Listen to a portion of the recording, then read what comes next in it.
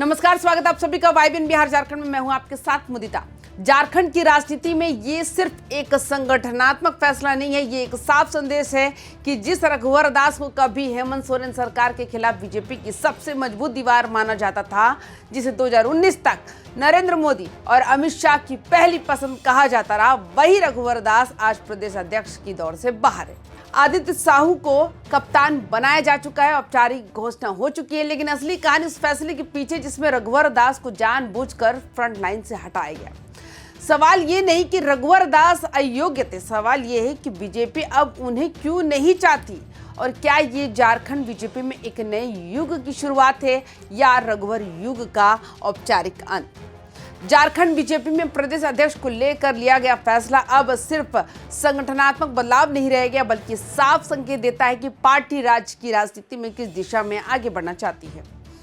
आदित्य साहू को नया कप्तान बनाया जा चुका है और औपचारिक घोषणा भी हो चुकी है, लेकिन इस पूरे घटनाक्रम के केंद्र में एक ही नाम है, रघुवर दास, जिस नेता को कभी हेमंत सोरेन सरकार के खिलाफ बीजेपी की सबसे मजबूत दीवार माना जाता था, वही आज प्रदेश नेतृत्व दौर से बाहर कैसे हो गया।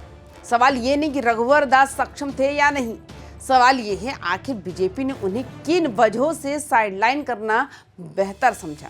चलिए जानते हैं कि आखिर कैसे बदला रघुवर दास का राजनीतिक ग्राफ। 2019 तक रघुवर दास झारखंड बीजेपी का सबसे बड़ा चेहरा थे। मुख्यमंत्री रहते हुए वे पार्टी और सरकार दोनों की निर्णायक केंद्र में बने रहे। यही वजह थी कि नरेंद्र मोदी और अमित शाह की पसंद के तौर पर उनका नाम लिया जाता रहा। लेकिन 2019 की विधानसभा हार के बाद पार्टी के भीतर ये आकलन मजबूत हुआ कि झारखंड जैसे राज्य में अब सिर्फ एक मजबूत प्रशासक से काम नहीं चलेगा। सामाजिक संतुलन, संवाद और संगठनात्मक समन्वय को ज्यादा प्राथमिकता दी जाने लगी। इसी बदलाव ने रघुवर दास को धीरे धीरे संगठनात्मक केंद्र से दूर कर दिया।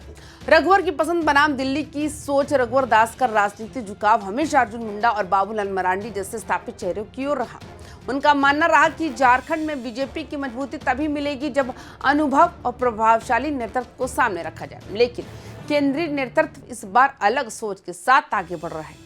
दिल्ली चाहती है कि राज्य में बड़े चेहरों की बजाय संतुलित और नियंत्रित नेतृत्व मॉडल लागू किया जाए। अगर रघुवर दास प्रदेश अध्यक्ष बनते तो शायद अर्जुन मुंडा और बाबूलाल मरांडी जैसे नेताओं की भूमिका और प्रभाव का और बढ़ सकता था, जिसे केंद्रीय नेतृत्व फिलहाल टालना चाहता था। सवाल ये भी है कि आखिर क्यों आदित्य साहू बने दिल्ली की पहली पसंद। पार्टी के अंदर ये चर्चा अब खुलकर होने लगी थी कि आदित्य साहू को एक मैनेजमेंट फेज के तौर पर आगे बढ़ाया जाए। केंद्रीय नेतृत्व नहीं चाहता था कि प्रदेश अध्यक्ष खुद राजनीतिक धुरी बन जाए। आदित्य साहू को ऐसा नेता माना जा रहा था कि जो निर्देशों को लागू करेगा, विवादों से दूर रहेगा और संगठन को चलाएगा। इसके उलट रघुवर दास स्वतंत्र फैसले लेने वाले, आक्रामक और फ्रंटलाइन लीडर रहे। इसी कारण वे दिल्ली की मौजूदा रणनीति में फिट नहीं बैठ पाए। भाजपा की कंट्रोल लीडरशिप पॉलिटिक्स राजनीतिक जानकार मानते हैं कि अगर हेमंत सोरेन सरकार को कोई सीधी और आक्रामक चुनौती दे सकता था तो वह आज भी रघुवर दास ही हैं। वे सरकार बनाम विपक्ष की लड़ाई को व्यक्तिगत स्तर पर तक ले जाने की क्षमता रखते हैं, लेकिन बीजेपी अब व्यक्ति बनाम व्यक्ति की राजनीति से दूरी बना रही है। पार्टी चाहती है कि हेमंत सरकार को मुद्दों पर घेरा जाए, न कि किसी एक चेहरे को कि उसका सीधा प्रतिद्वंद्वी बनाया जाए। यही कारण है कि रघुवर दास जैसे मजबूत चेहरे को फ्रंटलाइन से हटाकर संगठनात्मक ढांचे को प्राथमिकता दी गई। रघुवर दास का ओडिशा के राज्यपाल पद से इस्तीफा ये संकेत था कि वे झारखंड के एक्टिव राजनीति से लौटने को तैयार है, लेकिन प्रदेश अध्यक्ष की कुर्सी उन्हें नहीं मिली। यह फैसला उनकी राजनीतिक क्षमता पर सवाल नहीं उठाता, बल्कि बीजेपी की बदली हुई रणनीति को दर्शाता है। झारखंड बीजेपी अब एक ऐसे दौर में प्रवेश कर रही है जहां चेहरों से ज्यादा संगठन और करिश्माई नेतृत्व से ज्यादा नियंत्रित व्यवस्था को अहमियत दी जा रही है। रघुवर दास अब भी पार्टी के बड़े नेता हैं, लेकिन प्रदेश बीजेपी की कमान अब उनके हाथ में नहीं होगी और यही इस पूरी कहानी का सबसे बड़ा राजनीतिक संदेश है।